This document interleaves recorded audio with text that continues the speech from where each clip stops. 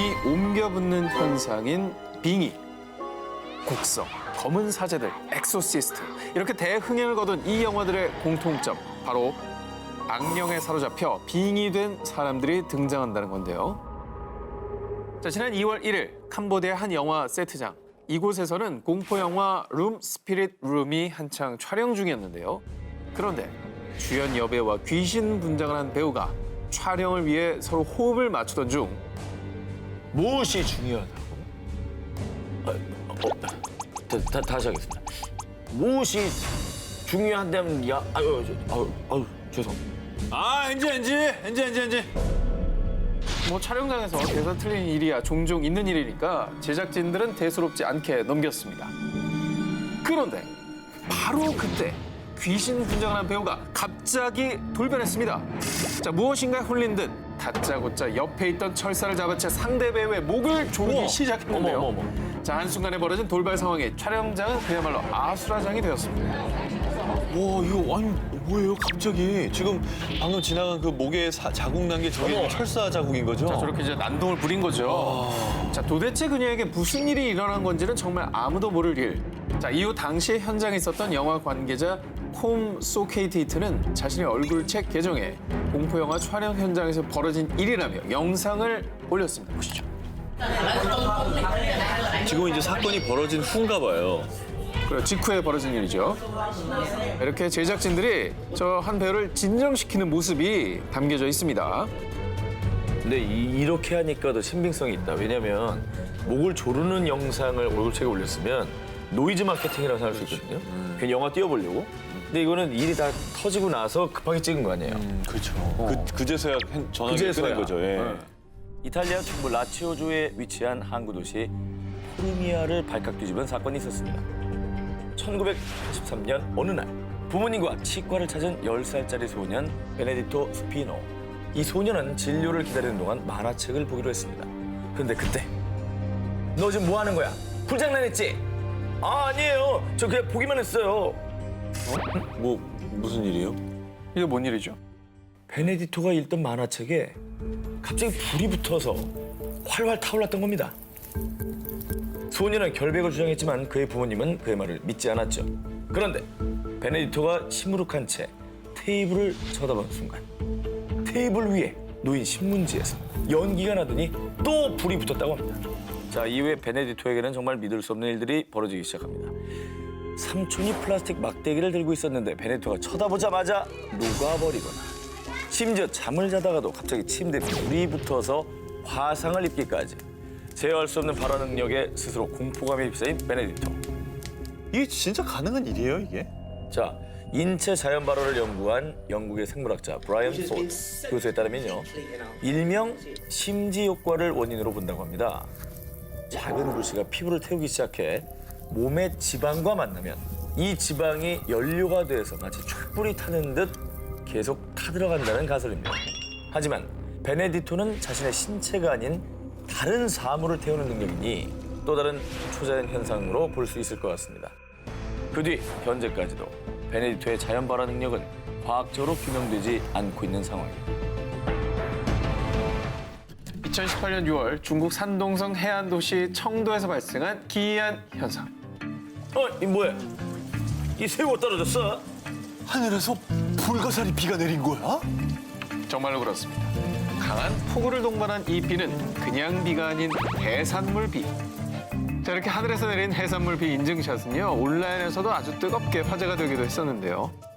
자, 과연 이 해산물 비의 정체는 무엇일까요? 자, 중국 기상학 전문가들은 해산물 비를 보며 이런 추측을 제기했습니다. 첫 번째, 강력한 토네이도 때문이다. 그럴 것 같은데? 토네이도가 바다에서 물고기를 비롯한 해산물들을 이렇게 상승 기류로 끌어당겼고요. 이 상승 기류들이 약화됐을 때 해산물들이 육지로 떨어졌다는 겁니다. 근데 뭐 그렇게 강력한 토네이도가 아시아에도 있다고요? 자, 그런데 이 해산물 비가 내린 6월 13일경에는 기상학적으로 토네이도의 특성이 없었기 때문에 이 가설엔 오류가 있었다라고 볼 수 있고요. 허무하네요. 자, 두 번째, 강한 태풍의 영향 때문이다. 자, 바다에 강력한 강풍이 몰아칠 때 거센 파도가 밀려왔고 그때 바닷속 해산물들이 딸려 올라와 강풍에 실려왔을 거라는 추측인데요. 자, 그런데 말이죠. 당시 청도 지역도 천둥 번개를 동반한 폭우와 태풍이 있었고요. 그해 6월에 최대 풍속을 깬 시속 125.28km의 돌풍이 불었다고 합니다. 가능하네 그럼. 그런 거죠. 물리적으로 이제 가능한 상황인 거죠. 네네. 그런데 이 가설에도 약간의 이상한 점이 있는데 바닷속에 있는 해산물들이 육지로 날아왔다고 하기에는 양식 어종이 이 중에 섞여 있었던 겁니다. 게다가 해산물에는 모래나 암초들이 묻어있지 않고 깨끗했다고 하는데요.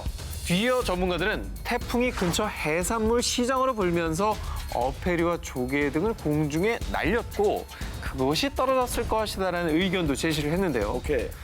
자, 과연 어떤 것도 정확하게 규명되진 않은 상황입니다. 자, 대체 이 해산물비는 어디서 온 것일까요? 자, 다음 특종. 이것 역시 하늘에서 일어난 기이한 현상입니다. 세르비아 수도 베오그라드 북서부에 있는 마을 오드자체에서 온 제보였는데요. 자, 2005년 세르비아의 한 언론사에 걸려온 전화. 여기 수천 마리의 개구리가 하늘에서 떨어지고 있어요! 개구리요? 개구리가 하늘에서 왜 얘 떨어져요? 태풍이나 해도 자, 수천 마리의 살아있는 개구리들이 무려 10분 동안 오드자체 마을에 비처럼 내렸고요. 이 개구리들은 다른 지역으로 이동하지 않은 채 약 3, 4일을 버티다 말라 죽었다고 합니다. 그런데 이상한 점은요. 이 마을에서 본 적이 없는 개구리 종이었다는 건데요. 자, 전문가들에 따르면 이 개구리는 아예 세르비아에서도 보기 힘든 북아프리카에 서식하는 개구리 종이었다고 합니다. 그래서 사람들은 개구리 화물을 실은 비행기가 폭발한 게 아니냐. 그렇지. 이건 종말을 암시하는 거다. 종말의 징조다. 라는 다양한 추측들을 내놨는데요. 근데 저는 이상한 게 개구리가 하늘에서 떨어졌는데 2, 3일이나 살아있었다는 게 더 신기한데요? 그러니까 너무 지나치게 높은 데서 떨어진 건 아니다라는 추측도 할 수 있는 거죠. 그렇죠. 예. 자, 그런데요. 사실 이 개구리 비 현상은 이번 사건이 처음이 아닙니다. 오, 진짜? 미국, 영국 등 전 세계 지역에서 아주 오래전부터 개구리 비에 관한 기록이 남아 있는데요. 그 이제 비가 오면은 개구리들도 밖으로 막 나오지 않습니까? 네. 얘네들이 태풍에 휩쓸려가지고 날아온 거죠. 근데 종류가 북아프리카에 있는 종류라며. 그래, 너무 그러면 많아요. 지중해를 다 넘어간 건데? 아, 진짜 이상하다. 별다른 왜 사건 이런 아니에요. 일이 생겼지? 자, 뭐 여러 가지 추측이 나오고 있습니다. 자, 그런데요. 강력한 폭풍이 네네. 어떻게, 왜, 가능하다면 또 개구리만 들어올렸을까요? 자, 같은 종의 생물만, 그리고 또 이 종의 생물들을 한 지역에만 집중시킨 개구리비. 과연 이 개구리비의 정체는 무엇일까요? 1994년 8월 7일 미국 워싱턴주 오크빌에서 데이빗 레이시 경관은 순찰을 돌고 있었습니다. 그런데 갑자기 비가 쏟아지자 레이시 경관은 곧바로 와이퍼를 작동을 시켰습니다. 그런데 닦으면 닦을수록 얼룩이 지는 자동차 유리. 이게 뭐야? 비가 아니라 흐물흐물 젤리 같잖아. 그때 하늘에서 내린 건 끈적끈적한 덩어리. 당시 이것을 두고 젤리비라고 불렀다고 합니다. 사람들은 처음 보는 이 물질에 호기심을 느껴 손으로 만지거나 냄새를 맡기 시작을 했습니다. 그런데 그날 오후 호흡곤란, 심한 현기증, 메스꺼움, 그리고 시야가 흐릿해지는 증상까지 보인 사람들. 그리고 젤리비가 내린 뒤 동물 사체도 자주 발견이 됐다고 합니다. 자, 그런데요. 더 미스테리한 건 이 젤리비가 오직 오크빌에서만 내렸고요. 3주간 무려 총 6번의 젤리비가 내렸는데 그것도 밤에만 내렸다고 합니다. 와, 이거 진짜 수상하네요. 뭐 정체는 밝혀졌어요? 뭐예요 도대체? 계속 이 비가 내리자 마을 사람들은 이 물질을 채취해서 병원에 가져갔습니다. 실험 결과 놀랍게도 인체 백혈구를 다량 함유하고 있었다고 합니다. 뭐야? 그래서 이후에 워싱턴주 보건부의 미생물학자들도 이 물질을 연구했는데요. 젤리비에는 2 종류의 박테리아가 바글바글했는데 그중 하나가 인간 소화기에서는 박테리아였습니다. 하지만 이 물질의 정체도 이 박테리아가 어떻게 질병을 일으켰는지도 밝히지 못한 상황. 그런데 이때 한 연구진은 한 가지 가설을 제기합니다. 이 물질은 비행기의 액체 폐기물입니다. 즉 블루아이스라는 주장이었죠. 비행기에서 이렇게 한 마을에 비처럼 쏟아질 정도로 많은 양을 내린다고요? 그러니까 그렇죠. 또 계속 반복적으로 그건 네. 좀 힘든 얘기죠. 이에 대해 연방항공이 반발하고 나섰어요.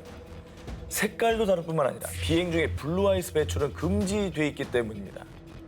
그런데 한편 젤리비가 내렸을 당시 오크빌 주민들은 We had a significant amount of military aircraft flying over the home prior to this happening. 그래서 비밀리에 오크빌이 군사기지로 사용이 되고 있고 새로운 생화학 무기를 테스트하기 위해 주민들 몰래 이런 일을 벌인 거라는 주장도 제기가 됐습니다. 그건 너무 심한 사실이라면 주장인데. 너무 심한 얘기다. 그렇죠. 하지만 이것도 어디까지나 추측일 뿐.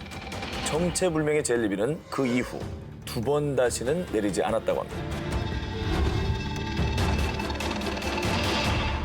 백혈구는 그 과학적으로 제조는 안 되지 않나요?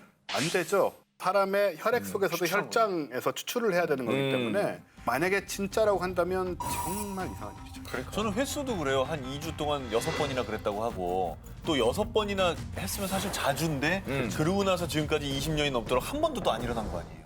1911년 러시아 불교 신앙의 수장으로 등극한 다쉬 도르초 이티겔로프 승려. 온화하고 따뜻한 성품으로 동료 승려들과 신도들의 신임을 한 몸에 받던 그는 1913년 러시아 상트페테르부르크의 최초의 불교 사원을 열고 종교계와 의학계에 큰 기여를 했고요. 제1차 세계대전 중에는 다친 무장 군인들을 치료할 수 있도록 병원을 설립하기도 했습니다. 덕망이 있는 분이네. 그런데 1927년의 어느 날 그는 76세에 가부좌를 튼 채 입적하고 마는데요. 그가 눈을 감기 전 동료 승려들에게 남긴 유언이 있습니다. 나는 다시 태어날 것입니다. 나중에 내 무덤을 파보면 내 말의 뜻을 잘 알게 되겠죠. 본인의 무덤을 파보라고요. 그런 유언을 남겼다고요? 그렇습니다. 제자들은 그의 유언에 따라 가부좌를 튼 승려의 시신을 그대로 관에 넣은 뒤 땅에 묻었습니다. 그렇게 무려 75년이 지난 2002년 유언을 잊지 않은 제자들은 승려의 시신이 담긴 관을 꺼내 올려 천천히 열었는데요. 지켜보고 있던 사람들은 모두 경악을 금치 못했습니다. 75년 전 승려가 눈을 감은 모습 그대로 마치 미이라가 된 듯 가부좌를 튼 채 앉아 있었던 것이죠. 어머머머. 이게 그렇잖아요. 이게 미이라 처리를 하면 부패하지 않고 저게 남아 있는데 문제는 저 미이라 처리를 했냐 안 했느냐인 거죠. 놀라운 점은요. 이 시신에는 미이라 보존 처리가 전혀 되지 않은 상태입니다. 어머머머. 시신을 부검한 과학자와 병리학자들의 공식 발표문에는 시신이 36시간 전 사망한 사람의 상태다라는 것이었습니다. 우와. 과학적으로 가능한 얘기입니까? 저는 이제 그 이야기에 앞서서 네. 저분이 불사 얘기를 하셨잖아요. 다시 태어날 거라고 하셨고. 네네네. 그럼 36시간 전에 꺼냈으면 살아있으셨을까? 우리가 36시간 늦은 거 아닌가. 그럼 관에서 몇 년을 사신 거예요, 그럼? 75시는 버티시다가 36시간 늦는 바람에 돌아가신 게 아닌가라는 이런 이건 새로운 학설인데요. 예. 특정한 온도나 습도 하에서는 시신이 오래 보존될 수도 있긴 한데 네. 저분 같은 경우에는 이제 미리 그 얘기를 하셨다는 거. 뭐 그게 본인이 원한다고 죽은 다음에 되는 건 아니잖아요. 우연이 이제 연결된 거라고 보기에는 좀 불가사의한 측면이 분명히 있고요.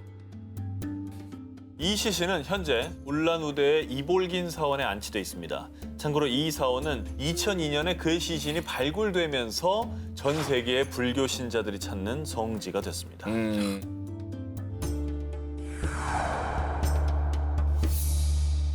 약 2000년 전에 그려진 지상화 페루의 나스카 라인.